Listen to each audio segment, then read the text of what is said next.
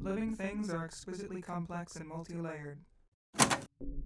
Within each organism, chemicals are pumped between cells, organizing tissues, organs, bodies. Curious scientists like this one find ways to access these hidden properties by making slight variants.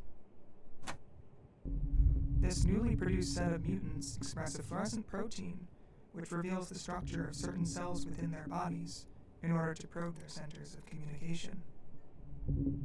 Ants, like all social organisms, communicate by transmitting signals. If an ant becomes frightened, for instance, she is likely to emit an alarm pheromone. Nearby ants can perceive the pheromone and amplify the smell of danger, quickly alerting the whole colony. After a long day, the scientist retreats from the lab. Their work is hard, but this one seems satisfied with their progress. However, the prospect of returning home presents its own worries. The scientist's partner is waiting in anticipation of their return home.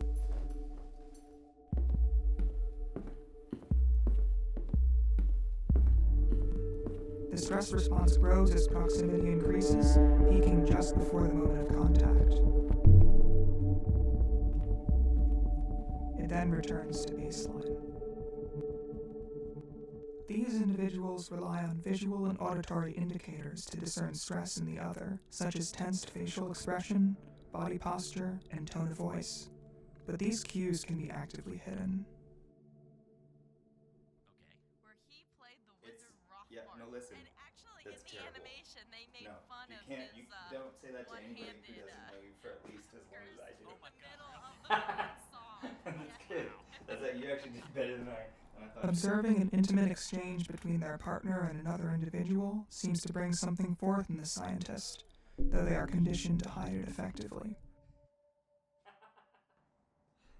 Perhaps a memory of a time when the pairing was new, or a prediction of change, a split, or a sense of loneliness. As scientists ourselves, it's best to limit this kind of speculation. There are many possible interpretations of the behavior. If I ever met him. In the middle of the night, one partner is gripped by a state of fear. Still asleep, the scientist comforts their partner, and their level of alarm goes down. In their unconscious states, the pair are more attuned to one another than when their impulses are complicated by conscious thought.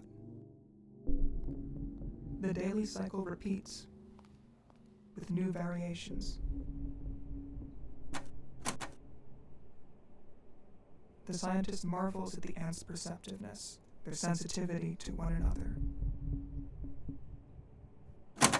And yet, these ants are blind.